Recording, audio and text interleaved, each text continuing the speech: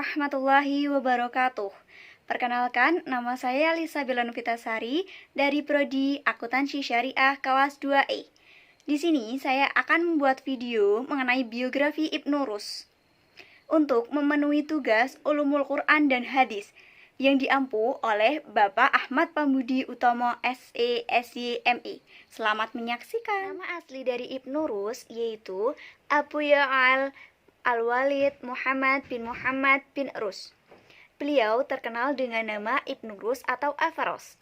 Beliau lahir pada tanggal 14 April 1126 di Cordoba, Spanyol, dan beliau wafat pada tanggal 11 Desember 1198 di Marrakesh, Maroko. Ibnu Rus terlahir dari keluarga ahli-ahli fikih dan hakim-hakim. Tidak mengherankan jika Ibnu Rus memiliki karya yang sangat terkenal dalam bidang fikih yang berjudul Bidayat al-Mujtahid wa Nihayat al-Muqtasid. Ibnu Rus juga merupakan seorang dokter dan juga astronomer. Beliau orang pertama yang menjelaskan tentang fungsi retina dan juga menjelaskan tentang serangan cacar pertama yang dapat meningkatkan kekebalan berikutnya pada orang yang bersangkutan. Ibnu Rus sangat mengagumi Aristoteles karena bentuk penghormatannya yang sangat tinggi kepada Aristoteles.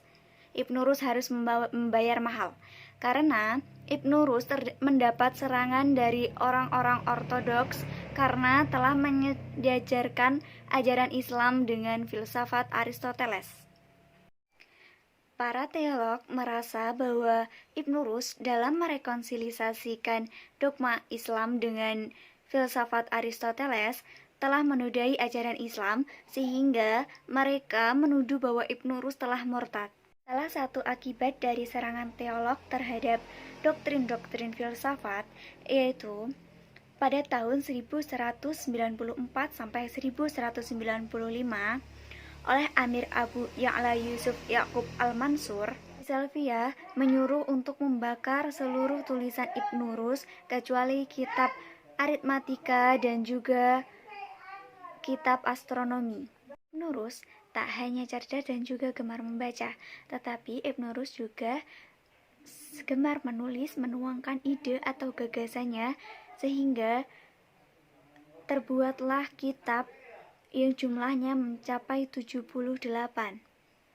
Kitabnya yang berbahasa Arab yaitu filsafat, kedokteran, dan juga teologi. Dalam bidang filsafat, Ibnu Rus banyak menafsirkan dan merangkum karya-karya dari Aristoteles kecuali satu buku, yaitu buku yang berjudul Politika. Dalam bidang teologi, 3 karya Ibnu Rus yang dipandang sebagai inti pemikirannya, yang pertama yaitu Fasal al-Maqal fi ma baina al-hikmah wa asy-syari'ah min al-ijtimal, yaitu kesesuaian antara filsafat dan syariah Islam. Yang kedua yaitu Al-Kashif an Manahij al-Adilah, yaitu buku yang berisikan untuk membuktikan keberadaan Allah, sifat-sifat Allah, dan juga kritikan terhadap mazhab Asy-Syariah. Yang ketiga yaitu Tahafut at-Tahafut atau kerancuan dari kerancuan, yaitu buku yang berisikan tentang sanggahan atas pemikiran-pemikiran Al-Ghazali dalam buku Tahafut al-Tahaf al-Talasifah. Yang kedua, yaitu kritikan terhadap beberapa pemikiran filsafat Ibnu Sina yang bercorak Neoplatonisme. Dalam bidang hukum, yaitu Bidayat al-Mujtahid wa Nihayat al-Muqtasid, membahas tentang perbedaan-perbedaan dalam hukum Islam, perbedaan mazhab Ahlus Sunnah wal Jamaah, baik dari segi teori dan akidah maupun dalam praktiknya.